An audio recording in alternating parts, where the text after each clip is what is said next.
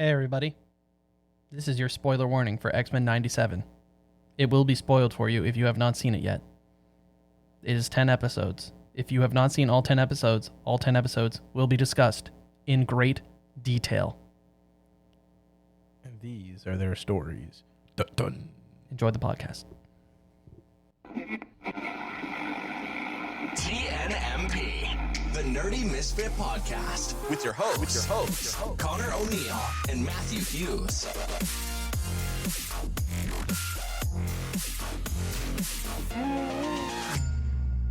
Hello. Hello. Welcome, each and every one of ya, to the Nerdy Misfit Podcast. Are you doing the whole podcast like that? That's good. Hello. Welcome. Hello, welcome to another episode of the Nerdy Misfit Podcast. That's right. So, obviously, you guys would have seen the spoiler warnings ahead. We will be talking about X-Men 97. But yeah, I guess we will just give a quick little heads up and update. We were so excited last week when we talked about whatever we talked about. Flying Witch anime. That's what I said, Flying Witch. And that we forgot to mention that we recently went to one of our friends' weddings. He only had one wedding. He's only married to one person that we know of. So we had him on the podcast. Just want to give a shout out, congratulations to Daniel. We're going to call him Star Wars Daniel, not Dan.Chan. The other Dan. We're going to call him Star Wars Daniel for now. So big shout out to him. It was a good time. Congratulations. It was a good time. What was your favorite moment, Matt? What did you enjoy about the wedding? I danced. That was fun. You did dance. It was a good time dancing. Without being under the influence. Without being You're a under real the trooper. influence. It was. I had a great time. We did have a fellow friend that maybe was perhaps potentially Tattoo under could the influence. maybe was possibly, and he was also dancing. Exactly. So it was fine. But We were all dancing. It was great. It was great. It was a good time. It was beautiful. Pretty small, like a decent. It was a healthy size wedding. Yeah, Not too for sure. small, No. not too big. And it was great. Yeah, it was a pretty quick ceremony, and we jumped in. The dinner was pretty great. I'm not gonna lie. Dinner was Every very course was delicious. really good. No complaints. I would mean, say it it's was free a food, joke. but it wasn't free food because. It was free food for us, tech-ish. Kind of. Well, I was gonna say, Got the it. gift, and then I paid for the rental soon. Yeah. So it didn't end up being free. You but- were part of the party, so Yes, I was part of the wedding party. I had a speech. your speech. I was in that speech. I was talking You were about that mentioned. speech. You were mentioned during the ceremony. I was mentioned various times throughout. Yeah, the day. you were mentioned almost By in the every speech. Officiant, by the best man speech, by one of the groom's brothers' speeches. Yep. I was confronted by the groom's father about it. Yeah, it was eventful. Yeah, it was very eventful. I became You were the life of the party. I was a meme. I became a meme. You of really the were. wedding. You were inside the meme Yeah. for that wedding. You were, Inside joke of the wedding. yeah, which was great. Anyways, before we talk about what we're talking about, which is, if you've seen the title, is probably mentioned in the title. Well, Matt will If be not, talking a lot this I episode. will hopefully be talking about this episode. But before we get into it, Connor, you've made a cocktail for us. Yes. Recently, actually, we went to a cocktail bar. Matt was there. We were out with some friends, and they were like bougier cocktails, right? More what you'd expect. Like they were mixologists. They were making their own. I'm gonna use a nerd term here. Homebrew versions of their their own custom cocktails, and I was inspired by their cocktails, so I thought I would take a crack at my first ever milk washed cocktail. Okay. So this one is a cocktail that I know I like. It's a whiskey sour, but it's milk washed, so it's very clear. So for those who are watching on YouTube, you can see that Connor's holding up. I got mine as well. Yep. Very clear. Very clear. I'll have Matt, since he's the one who edits, in post, I'll send him a picture of what the normal whiskey sour looks like that I have from time to time to compare. But yeah, it's very clear. Made sure to have a nice clear ice cube in there as well to help with the aesthetic of it. Heck yeah. But yeah, it's a very interesting process. Check out our Instagram. I'll give Matt some pictures to post of the process. But yeah, so basically I made a larger batch of a whiskey sour, which is pretty simple. It was some bourbon, lemon juice, simple syrup, and some bitters. For these ones, I think I used some cardamom bitters that I had. Okay. And yeah, so I just made, I think it's the equivalent of about 4 drinks. And after I'm done making the cocktail and stirring up, I poured it into like 3 ounces of milk. And then I let it curdle. And I just let it sit there for like 20, 30 minutes. And then I strained it through a coffee filter 3 times. And here we are. And then it comes out that clear. It took probably like 5 hours in total to Crazy. strain out because it takes a while. But what do you think? I'd say it was pretty good. I'm not usually a big whiskey sour guy, but it's not bad. So yeah, the purpose of it is, it's going to sound very elitist, but it's to give it more of like, gives a different mouthfeel because it's like having that fat from, it's like having the fat from the milk, like kind of that creamy feel without it being a creamy drink. You know what I mean? Like that velvety feel of milk. And it also rounds it off. Like the whiskey is not nowhere near as harsh and the sour, like the lemon, is nowhere near as aggressive. Like it's still tart, but it's not aggressively sour. I don't know if it's maybe worth the process of 5 hours, but the one cool thing is supposedly if you keep it in your fridge and you have like a properly taken care of container to put it in terms of it's properly cleaned and whatnot, you can keep it for like a really long time in the fridge. It doesn't go bad. So could be a good pre-batch idea if you're going to a party or something. Yeah. You want some bougie cocktail. But yeah, we haven't had one in a while on the podcast, so I thought. So, first one of season 2. First one of season 2. Next time will probably be a coffee, I'm going to be honest. It's usually our go-to. Yeah, we're usually drinking Starbucks or something like that. Because we usually come from work, and it's safe to say we're tired. But we make it work. This is the earliest we've recorded in a hot. I was going to say, I think the last time we recorded this early was months ago. Yeah. But, hey, that's nothing to complain about. Exactly. But shall we get into what we want to talk about? Yeah, we're going to take a trip to the 90s. The 90s, but also not so they the tell 90s, us. but kind of the 90s. A 90s feel. 90s feel indeed. And we're going to be traveling to what is known as Earth 92131. Okay. Which is the universe where the X-Men and Spider-Man shows from the 90s take place.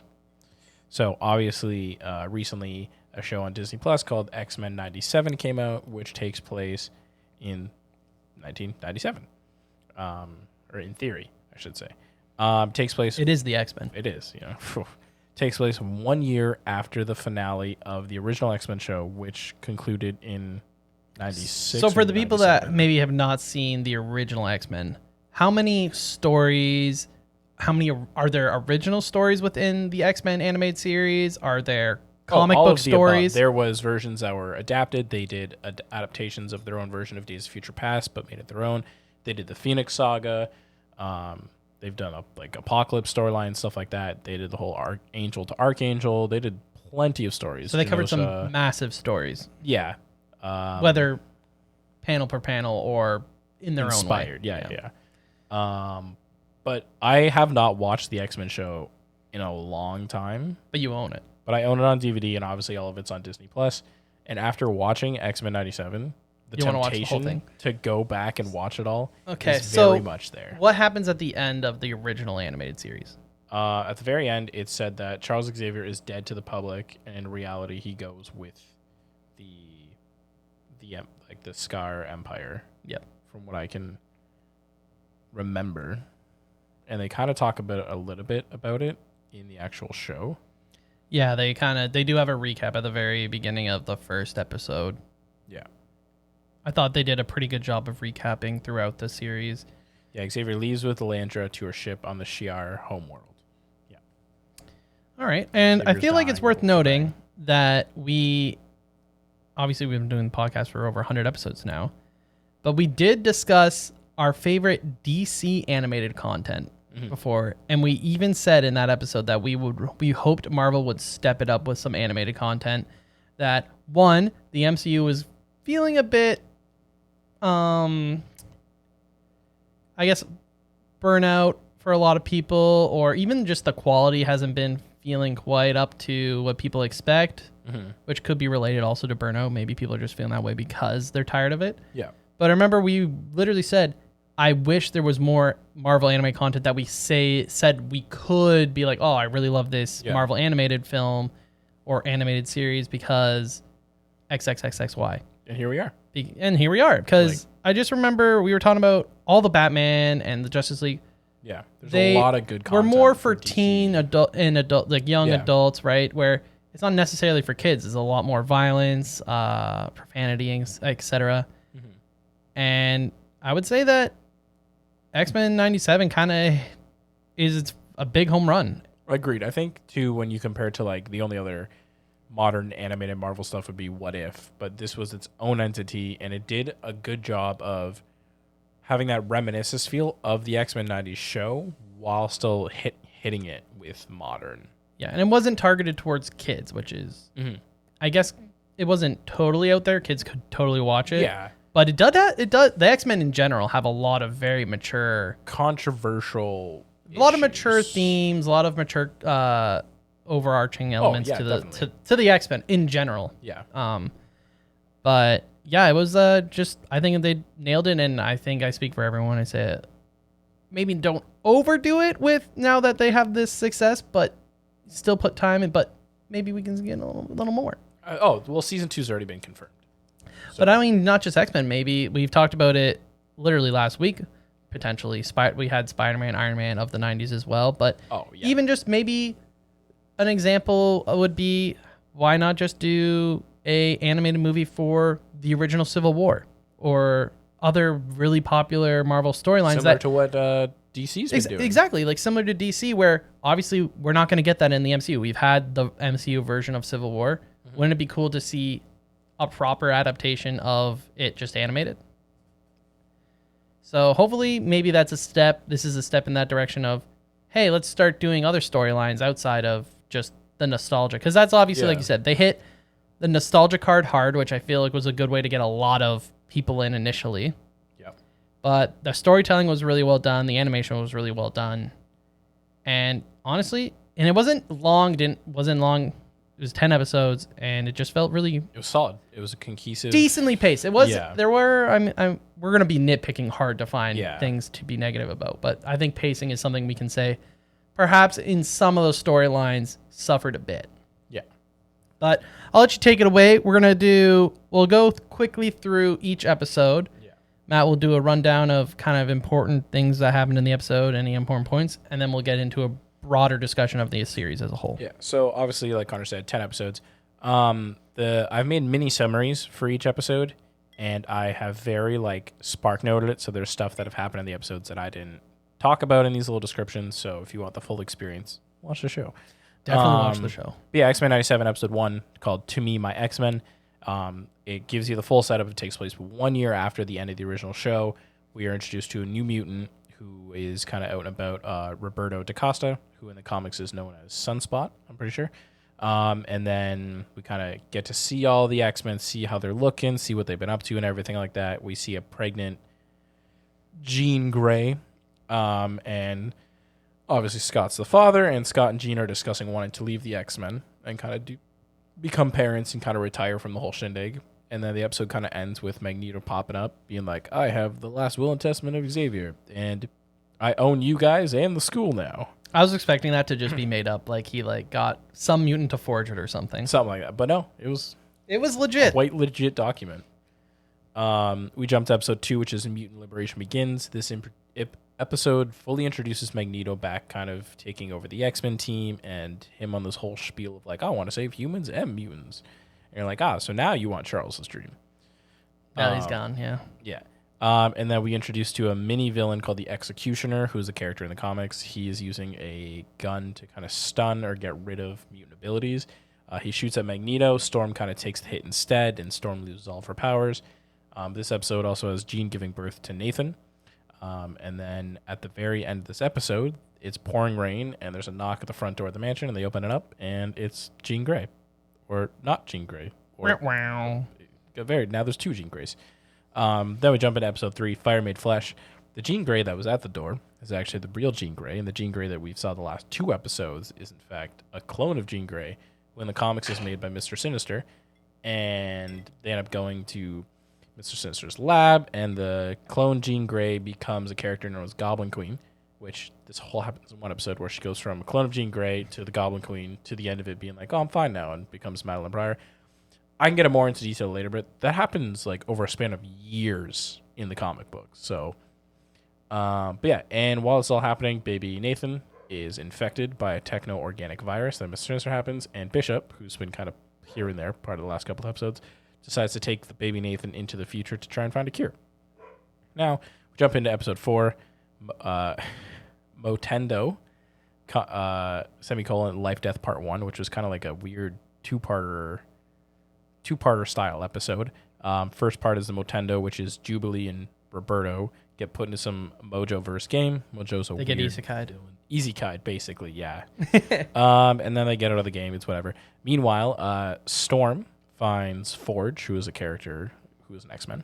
X-Men, yeah. And she tries to get her powers back, and it fails. And then it's revealed that Forge emits to the tech for the radiation gun that was used to shoot her, and for all the collars, like the incubator collars that you've seen throughout the show, throughout the seasons past, about people that are able to like put the collar on your neck, and then it subs your mutant abilities, basically. Yeah, it's like Sea Stone. Yeah, for One Piece fans, it's like Sea Stone. And then Storm meets Prism Stone, I guess. Yeah, Sea Prism Stone. Yeah. Storm meets the adversary, which is like a weird owl demon character, which doesn't fully get explained. But yeah, no, they didn't really. I was very confused. I couldn't tell if she was like in a dream state days or if it was actually a real character until further on when we see it again. I was like, oh, it's a legitimate thing. It's real. Yeah. And that ends up causing Storm to get Forge poisoned. And then we jump back to episode 5, which in my opinion is a roller coaster of an episode. Yeah, there's a lot happens. Episode 5 is Remember It. Magneto, Rogue, and Gambit go to Genosha, and then Rogue and Gambit kind of break up because Rogue and Magneto have a weird relationship that they reconnect. And then they try to celebrate in Genosha, and then Cable shows up briefly and was like, yo, you guys gotta watch out. And then he gets sent back to the future before he's able to fully warn anything about to happen. And then a bunch of army of Sentinels show up and kill thousands and thousands of mutants on Genosha, including Magneto and Gambit, as Gambit sacrifices himself to save Rogue. Heroic death. It's also revealed that when Cable is there, that what's-her-face is his mom. It's revealed. Madeline Pryor. Because she recognizes the clone. him, and he already knew. Yeah. Then we jump back to episode 6, which is Life, Death, Part 2. Finally, episode about Xavier. You see he's with the CR Empire, and he's planning to get married to Lilandra, who was the one that took him away at the end of the first series. There's a huge discussion about him being human and being connected to Earth, that he shouldn't be married into the Empire. And then he ends up putting a bunch of the Shi'ar Empire into the astral plane for some education. And it's a weird, cringy, but kind of funny thing where he's like, classes in session. And he kind of gives him a full education. And then Xavier goes back to Earth because he has a vision in the astral plane of Gambit dying. I think it was a vision of not just Gambit, but mutants in general. Yeah, the amount of death that was going on, So he decides to leave back for Earth. Meanwhile, Forge uses his mother's spell book, which has a very similar design when he uses the spells to like a Doctor Strange kind of thing. I haven't looked into this too much on the comics, if Forge is connected to some magical thing or if that was kind of like a Doctor Strange Easter egg. But then Storm regains her power somehow and defeats the adversary, and then Storm finds a way to heal Forge. Now we jump into episode 7, Bright Eyes, which kind of at the beginning just felt like a weird Easter egg episode almost, because Rogue is bouncing from place to place. And she visits General Ross, who in the comics is Red Hulk, Thunderbolt Ross. He was in the Incredible Hulk movie. And then eventually she sees Captain America and ends up just yeeting his shield like it's nothing. Yep. Then she finds Gyrick in Mexico, and then she leaves, and then Gyrick gets killed somehow. Then the X-Men travel to Mentapor, which is a big place in the comics. That's also where the Falcon and Winter Soldier show took place. They learn that there's a secret Sentinel program. There's a scene where Rogue ends up finding Trask and just drops him to his death out of a window, and then he becomes a human Sentinel hybrid, and then Cable shows up, defeats Trask, and then the big bad is revealed is Bastion, and he has Magneto kidnapped, because spoiler alert, Magneto still alive. Yep, because in episode 5 we thought he was dead. Exactly.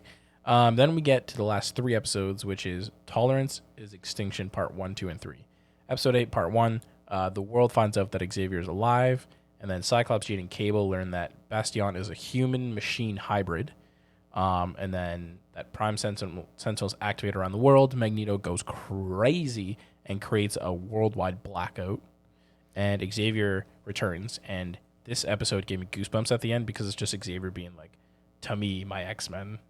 Yeah, very classic. Yeah, very nostalgic. And Magneto popping off. I think what he actually did was he was ruining the magnetic pull of the Goes actual to like Earth. the north, I think. Yeah. Yeah, and he actually affects the magnetic pull of the entire Earth, which causes blackouts everywhere and other issues as well. And yeah, Mega level mutant, dude. It's pretty crazy. A lot of Easter eggs in that episode too, just different people reacting to what's going on.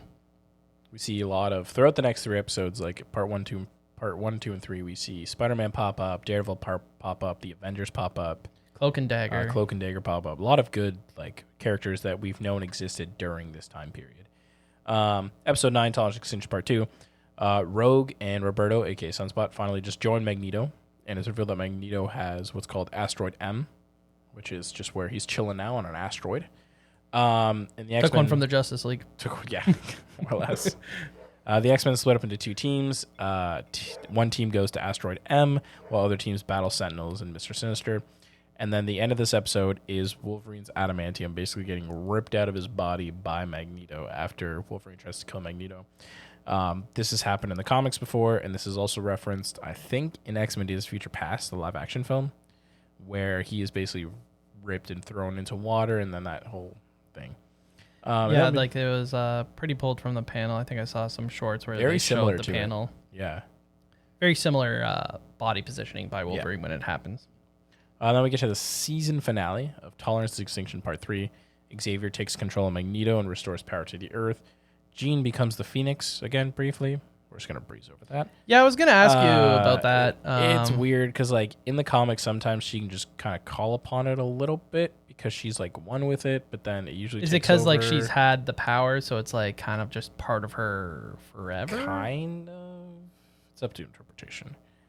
The government ends up launching missiles at Asteroid M to destroy it, and then Magneto and Xavier send the asteroid more into space, and then it explodes, and most of the X-Men are just presumed dead on this asteroid.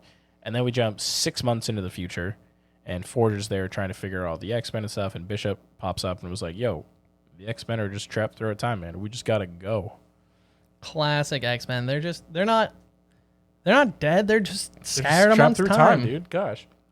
Yeah, during this episode 9 and 10, I was actually expecting the mind melding of Professor X and Magneto. Yeah, Onslaught was definitely foreshadowed there. I was expecting it because they were like, oh, like I could be trapped in Eric's mind and we could become one. I was like, oh, yeah. Does that mean we are getting him at the end of this? We got Onslaught. That's how initially I thought it was going to end, with Onslaught being is or born or terrifying creature. So, if for those who don't know, Onslaught is basically the consciousness of Magneto and Charles Xavier in one. And the costume is like the design of the character is just goosebumps. Yeah, the design is great of the character. But we didn't see him. Yet. And then to final off, for those who don't know, there is a post-credit scene. Surprise, surprise. And it takes place modern day on Genosha after everything's been destroyed. Apocalypse is just walking around and comes across a little playing card for Remy LeBeau, a.k.a. Gambit, which is heckin' implying that Gambit will just be one of the 4 horsemen. Yeah, probably one of his horsemen for the next season.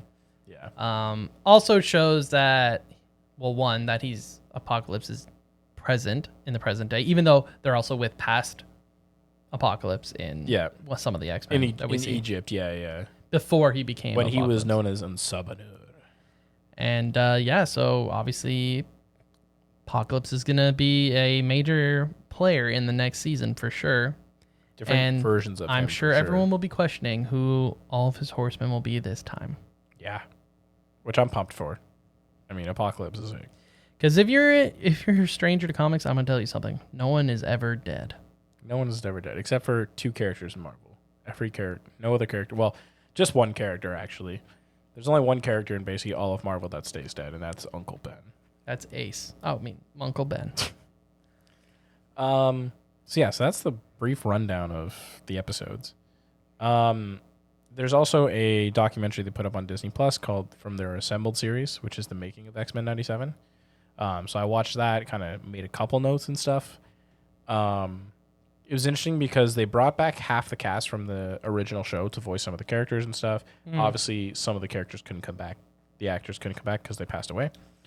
But a really cool thing that I've learned while watching this is the fact that when they made the show in the 90s, they didn't do a traditional Hollywood thing where they didn't pick big actors. They didn't go to Hollywood for voice actors. Instead, they turned to the theater. And that's why it's like some of the... They do say voice actors need to be overacting. Exactly. So why not go to the heart of it all? Yeah, like some of the accents are a bit much. It is, but I mean, that's how it was in the 90s. So, like, Rogue sounded like that, right?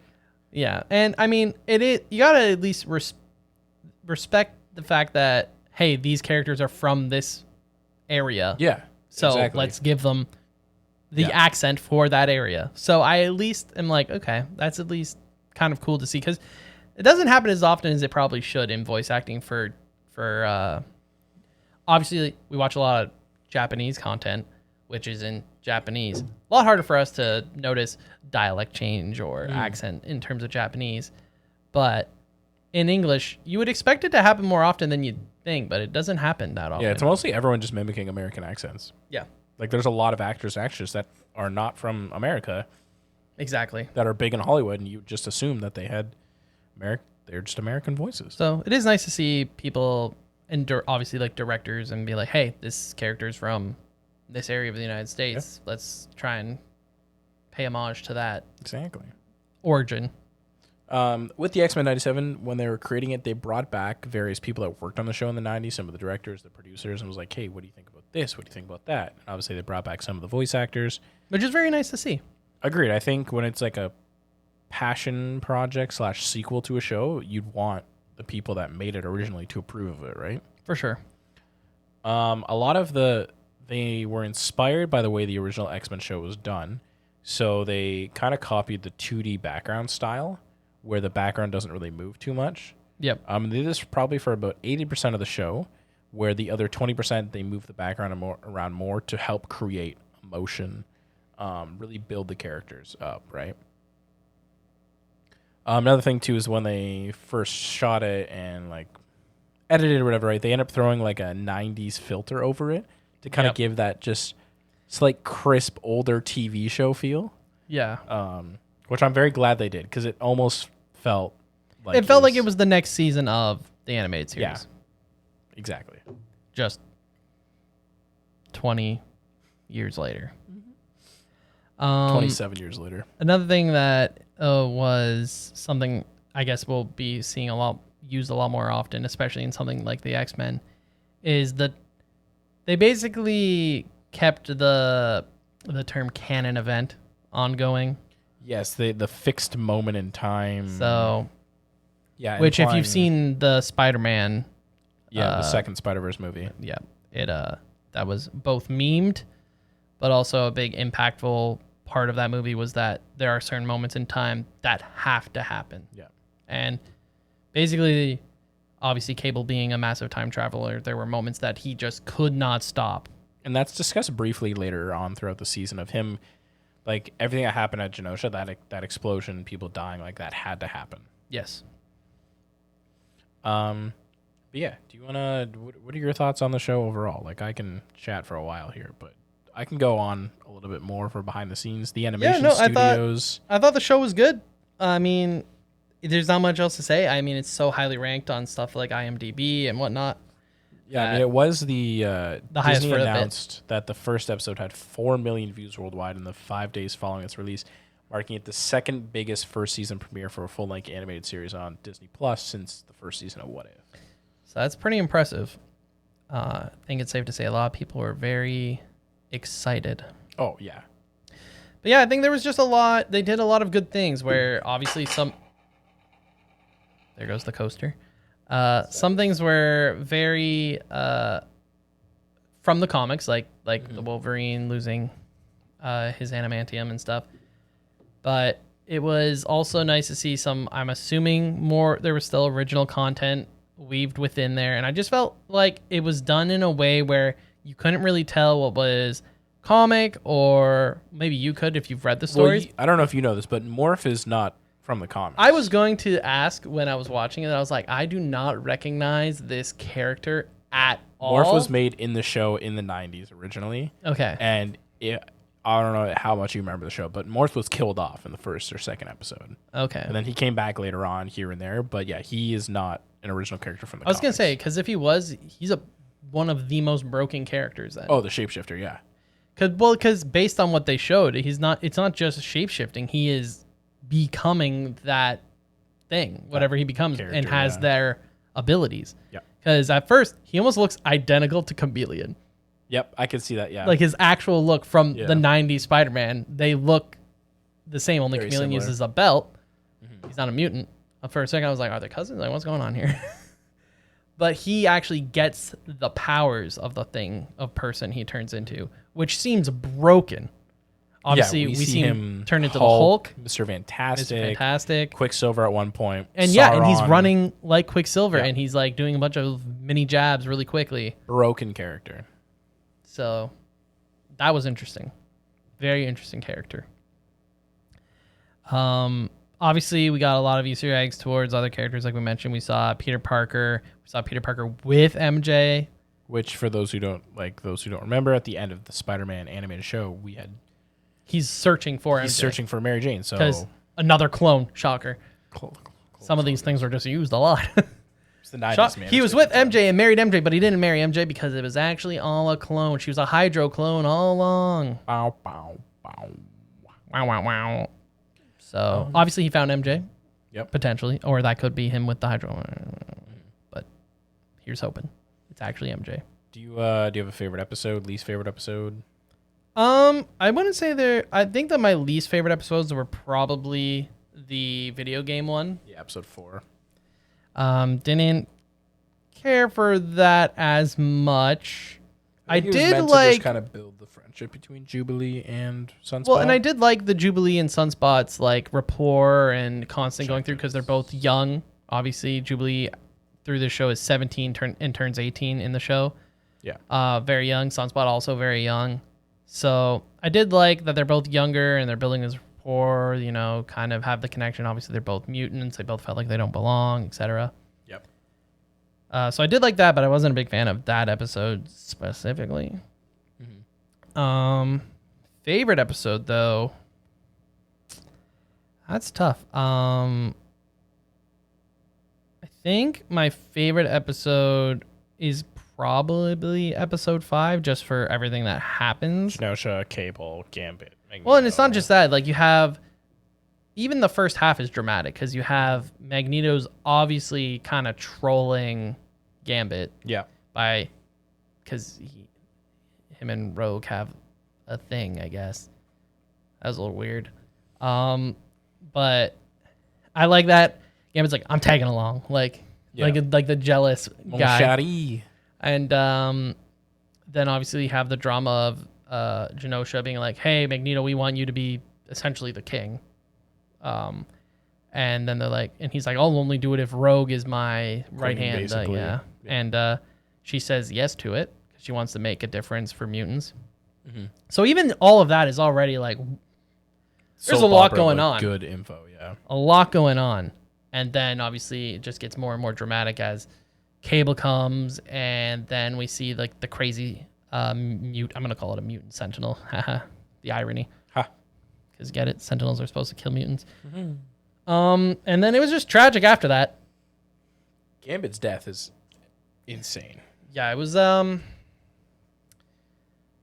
was someone who loves someone sacrificing themselves. Yeah. But even just how disturbing the scenes are, like, it felt very real. Obviously there's war and stuff going on right now in the world, and it's just not something you want to see. And I think they did a really good job of portraying like no one wins. Like, it's just no one wins in war. It's a bad So it was just a really well done episode from start to finish. Obviously, like the climax episodes were good, but they're good together, Yeah. not just a single episode. Personally, that's what I think, at least. Yeah, I liked, obviously, the opening was not the exact opening, but obviously same notes, like inspired by. We'll talk about the intro soon. And so that was nice. I do think they overused it a bit in some of the episodes, because I remember you messaged me like, "Are you listening to the or watching the opening every time?" I was like, "No," because it plays like every other episode in the show. Mm-hmm. Like you don't even need to watch the opening to hear it. There was a time they played the opening. I think it's in the last episode. I think it was just more of like a piano version or like a slowed down version. Yeah. And that gave me a little bit of goosebumps because it was like in like the climax of the episode, and it was just subtly playing in the background. I was like, dang, something bad's going to happen. It is a very nice tune though. Oh yeah. Great. And obviously they had a lot of the similar animation, like the characters at what moment during the opening. So that was cool to see, obviously in homage to the original. But so that'd be my favorite episode. Some things, if we're being very, very critical, I shouldn't preface it by being very critical. Very, very critical. Some of the things I didn't like in the series was how fast Storm gets her powers back. Yep. It didn't feel as impactful as perhaps it could have been. Yeah. Because Storm is a very crazy broken character in the world of Marvel. She is Omega level mutant, but she might be. She has to be with the amount of stuff she can control. But she's a very powerful mutant nonetheless, and her being away from the X-Men is a very impactful because they're missing a powerhouse. Yeah. And it just felt very quick with her getting her powers. I would have liked it more if they told her story every other episode and a little bit more, and work towards maybe even like the finale she comes back. See, in a way, like it was rushed, I agree, but I'm almost happy that they gave her powers back before the season finale, because that would be like the most she had to be back. cliche thing. Of, yeah, like, of course. her showing up, saving the day. It would have been even crazier if maybe the first episode of next season is when she gets her powers back or something. Yeah. But I did think that she got her powers back a little quickly. Mm-hmm. There were I can't remember if there was anything else. I can't remember off the top of my head, but there was another weird pacing. Felt too quick. I can't remember what episode it was though, but there were just a few scenarios in which things felt like they were moving just a bit too fast. Yeah. And obviously this is what I mean by it's like super nitpicky, because first the Storm, for example, like Matt said, obviously they wanted to have her ready for the final, but also have her be able to see her friends and be like, hey, I've got my powers back. Yeah. I'm here for you guys. Like, let's do this kind of thing. Oh yeah, when she reconnects with Jean Grey, like that was really nice. Really good moment. One thing when I was first watching that I was not a fan of was we have Jean with Storm when she's discussing leaving, and she's like, I became I had a Phoenix entity take over, and she's like almost telling the audience, like at first I thought it was, oh, she's letting people that maybe haven't seen the original X-Men series know, I've had the Phoenix Saga has already occurred, if they know what that is, and she kind of gives a little brief of what the entity, but she's describing it out loud to Storm, but Storm was there. Yeah. But no one ever says anything that Storm was there. And I was like, this is really weird. But it's later. Thankfully, I didn't text Matt and was like, this is stupid. I watched the show. And then later on, it's revealed because it happens again, but this time with the actual Jean Grey. Yeah. Where it's revealed because she says it to someone, and then she's like, oh, you were there. And it's because both of their memories are, they don't know whose each other's memories are, exactly. And it's all just you also got to keep in mind that puzzle. her telling Storm could just be her like trying to like tell herself that she did that, like the clone did it and everything, right? Like like her trying to believe that it was her. Exactly. So at first I was like, this is kind of cringe, but then it makes more sense as it's revealed who she is and the further on in the story. So agreed. Not as mad about it. It was actually more of a nice little foreshadowing thing for it. I guess a question for you would be, one, what are you looking forward to in season 2? That would be my first question. And my second question would be, are there any arcs that you want, like stories that you want Disney to tell for your X-Men? And would it work for this specific X-Men 97 in terms of like, this very classic feel? Because obviously we've got some pretty amazing stories from X-Men in recent decades. But would it work in this team? Is I see what you mean. Yeah. I'm excited for season 2. It obviously looks like they're kind of doing like a Age of Apocalypse inspired story where they're gonna have modern Apocalypse, but then you also have your teams that are in the future with a younger version of Cable, and then you have your other X-Men in Egypt time, like the time of the pharaohs, basically. So I'm really curious because that's going to be 3 storylines going on at once. Yeah, it's definitely a lot more for them to handle. Kind of feels One Piece-esque in terms of like the team is very... And I know that's a big complaint people have about One Piece is, the team's so never spread it's never across, together. Yeah. We're all following all these different things. Exactly. So they'll have to handle it very well. I think they'll do okay. I am also curious if they're going to bring new X-Men characters in. Because if you have most of your team either in the past and in the future, and Apocalypse is in present day, who's going to fight Apocalypse? Well, there were some people we haven't seen, obviously. Yeah, but I'm assuming that's where we'll see certain characters. But so I'm curious about that. In reference to do any storyline like live action, I mean, one of my favorite storylines from recent years is Battle of the Atom. I don't think they'd be able to do that because that's kind of like because of what happened during Avengers versus X-Men. They would have to do Avengers versus They would have X-Men. to do Avengers versus Would X-Men. that work? I don't think they would. Just because... Because the Avengers is something they already have. Yeah. X-Men is something we haven't seen in the MCU So yet. Keeping it separate is definitely probably better for the time Probably being. easier for people to follow, I guess. But I would personally love to see Avengers versus X-Men I think brought it'd to be life. Epic to see. And I think it should be done animated. Oh, yeah. Personally. Like, I don't need to see it. It would be cool to see how the MCU would tell that story. Obviously, it would be Civil War. Yeah. Where it wouldn't be... There were so many things from Civil War that just couldn't be told in the MCU's version because they had to make it work. Right? They had to make it work for the MCU's story. There has done a more recent storyline called, like, Judgment Day, which is, like, revealed that people that are mutants are technically like a form of deviance, which connects to Inhumans, which then also connects to the Eternals, because the Eternals were created to hunt down deviants and all that stuff. So they could bring the X-Men more into that to create the Avengers versus X-Men doing the MCU way. But if we want to see it told purely, I would. Avengers versus X-Men. It would have to be animated. Would be so good. And so much drama. Oh, yeah. With the Phoenix Force being created, and then you have like Avengers versus X-Men led to the divorce between Storm and Black Panther. And also, it doesn't end very nicely. It's not end very nice. And it also shows like people who are X-Men who have been on the team of Avengers before being like,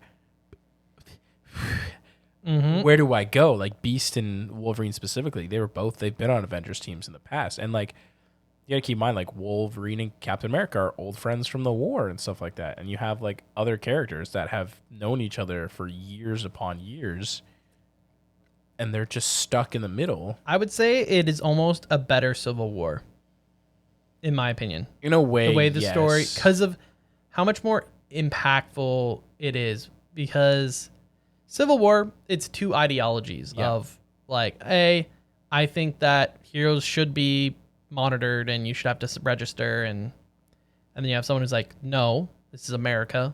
Yeah. I wonder if you guys can tell who that guy is. His name might be Captain of the Americas. Of America. But the drama between that is very intense because certain people cross lines that people didn't expect, and then the line of, are you even a hero anymore with some of the stuff that's going on is blurred a lot during that. But X-Men versus the Avengers is just... It mostly is the Phoenix entity coming back to Earth and the Avengers being like, well, we got to take it down. And X-Men's like, well, no, this is our thing. Which, honestly, I enjoy the storyline a lot more because it breaks the cliche of if it's an Avengers thing, Only Avengers. only Avengers are going to do Which it. was part If of it's this. X-Men. It was part of the end of this. There was an issue, right? I mentioned to you when I finished where the Earth or the U.S. takes out or shoots missiles at the asteroid, and then it's not enough. Well, they shoot missiles at the asteroid, then causing the asteroid to plummet towards Earth and potentially wipe out all of Eastern North America, which would have wiped us out. Just a heads up. It's fine. But yeah, so that was on them to start with. That was kind of dumb. Yep. And then no one's doing anything, and we just see like the Avengers are just chilling. Iron Man, Cap, they're just chilling in like They're a doing their own bunker. little thing. And you're just like, hello? Earth's mightiest heroes? Not Is so much apocalyptic anymore. level event about to occur? Yeah. But this is an X-Men story, so we can't have the world's mightiest heroes show up to save Earth. Exactly. They only do that during Avengers. Know your storyline. Gosh. But that's what I enjoy about Avengers vs. X-Men is that it's a global, like a... There's political ties to it where it's like, Exactly. hey, this is our job. And it's like, no, we deal with it. And it's like, no. It breaks that stereotype, which is great. So that'd be really fun to see animated. But all that aside, wrapping it back to X-Men 97, season 2 will be fun. I'm hoping that it kind of stays with 10 episodes. Like, I think it's really good. For me, the animation was great. I loved it. It was like an updated version. There were a couple scenes that are a little bit more jarring to watch, but for the most part, it was very clean. Yeah. It had that aesthetic. It was to done like by you said, the Tiger filter. Animation and Studio Mir. They've done stuff with Legend of Korra. They've done some Voltron stuff. They did some animation services for Young Justice. They did some Hell yeah, I Harley love Quinn Young show. Justice. They've done a bunch. That's Studio Mir. Tiger Animation. They've done Avatar: The Last Airbender. Some of the Batman: Brave and the Bold. Spectacular Spider-Man. A lot of the DC animated films. Crest on Two Earth. Return of the Black. So they do a lot of Western animation. Yeah, exactly. So Tons of it. So they hired the right people. Exactly. I guess let's ask, we can do this for both of us, but who is your favorite X-Men? But it has to be within the X-Men 97. You can't just say Iceman or something. I see what you mean. I mean, Cable is still a great character. Yeah. So I can't. Cable. Still Cable. Still Cable. I do love Nightcrawler. And I was super pumped when we saw Nightcrawler. Especially with his pirate swords. Yeah. It was great. 3-sword style. Yeah, 3 swords. The original 3-sword style. 3-sword style. So yeah, I do really love seeing Nightcrawler. I just think teleportation is just an amazing ability in general. And he's such a great character design. He's fun, cool design. Love the German accent. Yeah. Love that he's a priest. Like, it's just, he's just a very complicated character. There's so much going on. I also do like Wolverine. It is always nice to see Wolverine told as Wolverine and not. I love Hugh Jackman and I love Hugh Jackman's Wolverine, but he's not as Wolverine-y as Wolverine actually is in comics or in the X-Men animated series. And it is just nice to. It's just refreshing to see someone else's take on the character, obviously, but just he just doesn't care, and he's just like, oh, he's great. I love the character designs too of seeing different costumes. Yes. Of the characters, I thought was really fun. What'd you think of the Easter egg where Cyclops is like gives like Cable his What do you yellow, want to see? Wear black leather? Wear black leather, which is obviously a Easter egg to the movie where Cyclops gives Wolverine a black leather suit, and he's like, "What do you expect? Like yellow and blue spandex or something? Blue and yellow tights or something like spandex, something. Yeah, Which is great. Obviously what the X-Men wear, and there was a joke too that those colors wouldn't work in a real Hollywood movie. Yeah, but that's what everyone wants. Exactly. It would look awful though. Looking at Wolverine and Daredevil, like it looks okay on Wolverine, but imagine a whole team. It would look a bit. Yeah. It would be a bit colorful. My last big takeaway before we wrap up this episode is you obviously skip the intros, but there is a YouTube video that plays all the intros at the same time, and I'll show it to you after. But they updated the intro every single episode for importance of characters. So Magneto, who wasn't really in the first episode, he's not in the intro. But Magneto is in the intro in episode 2 to 5 when he's a relevant character. After Storm loses her powers in episode 2, she's out of the intros until later on when she gets her powers back. And her costume design is different in the intro as well. So she was. Why was her powers able to summon a new suit, by the way? The 90s, man. It's the 90s. Okay, because that and her hair grew Yeah. because she had like shaved head. Yeah, like, she had on the the shaved side. sides and stuff like And that. then her powers came back, and then she both summoned a suit, but then also had a full head of hair. Is that maybe to tell us time difference, or Maybe? I don't know. Couldn't tell you. yeah, We really don't. There is no time. Like, we don't know how long. that took over? Like Exactly, took over. yeah. Yeah. So that was really cool seeing her Storm getting taken out of the intro and then brought back in with a different costume design. Gambit doesn't exist in the intros after episode 5. Rest in peace. Sad. What a fun character though. Nightcrawler gets added on episode Yeah, he 6. does. And when Professor X comes back into the story, he gets added back in. Bishop gets taken out after episode 3. Forge and Cable, they're actually foreshadowed throughout the openings just by small clips and everything like that, and then they become more prevalent on later on. But I think that's just fun. I think it's cool that they like use the intro to help tell a story of like either be foreshadowing or being like, yeah, this character is now more important. Or if you were watching it weekly, and Yeah. you watched both the recap and the opening, and be like, oh yeah, that is what happened. Then you proceed to watch something. Oh, he's gone. he's not there. Why is Gambit not in the intro Magneto's not anymore? in the opening. Yeah. So I think it was fun in that way. I agree for sure. Yeah. Long story short, I'm super pumped for season 2. Unsure when we're going to get it. Probably a couple years away. Definitely a couple years But- away. Fingers crossed that Marvel steps up their animation game now, seeing how much people care about it and love it. People want Spider-Man If they put 98. out good content, that's the thing. The stories have to be good, but if they do it, then people will watch it. This is also a pivotal time in X-Men. Cartoons just don't have to be for So- kids. It's true. With X-Men 97 coming back, that's going to build the X-Men hype. We got Deadpool 3 coming out, which is going to build the X-Men hype. And in Marvel Comics fashion, which they did, this is the end of what's called the Krakoa age in the comics for X-Men. And in a month or so, I think June or July, all the X-Men, there's brand new teams. They're back in New York. Some of course. them are in Alaska. Yeah, and some of them are in the future, and some of them are in the past. All they're but doing their own things. But the past one and the future ones, they're all in the present because they're all it's the X-Men. interconnected. Exactly. But yeah, so I think it's a pivotal moment. Like if you're an X-Men fan, you could jump in X-Men 97. You could jump in the comics next month. Or you can read. There's the app, the Marvel app, Yep, and you Marvel can read Unlimited. back tons of and stories. thousands of X-Men Some of them are very comics. complicated, though. Yeah. Just a heads up. So if you have any questions about X-Men storylines, ask away in the Discord, and Yeah, Matt will answer you. see what I can do. It won't be me. I can promise you. But in conclusion, that's our wrap up, etc. on X-Men 97. I would say 9 out of 10. 9 out of 10. Great show. Loved Overall, it. Hit the feels, but also Voice felt acting was relevant great. as Felt well. relevant. Felt like it was out of the 90s, like a good sequel season. And hopefully we'll see more from Marvel. Exactly. Next week will be our Summer anime. summer anime preview. I can't believe we're already there because I think this week would be episode 8 for a lot of the 8 or 12 9, episode yeah. show. So, wow, season flew by. Agreed. I need to catch up a little bit. So we'll probably have a little bit of what we've watched this season and maybe what we recommend from the season that just happened. And then we'll dive right into what we'll potentially be watching. Exactly. So, So until then, thanks for listening. Thanks for watching if you're watching on YouTube. yes, thank you for Join watching. the Discord to be able to ask questions, answer questions. Join the Anime of the Month chat. Yeah, we got a lot going on in the Discord. We had a so- new channel, so if you're a nerd and you do hauls to GameStop or Indigo, Barnes and Manga, Noble, whatever it be. manga, anime, whatever you're doing, send Show us a what you're picture of the collecting. Show haul. us what you're working on. Show us what you Exactly. got. And Got to until show it then- off, right? Like, what's the point of having Exactly. it? What's the point? Yeah. But yeah, and also don't forget to subscribe on YouTube. Helps us out, and drop a like.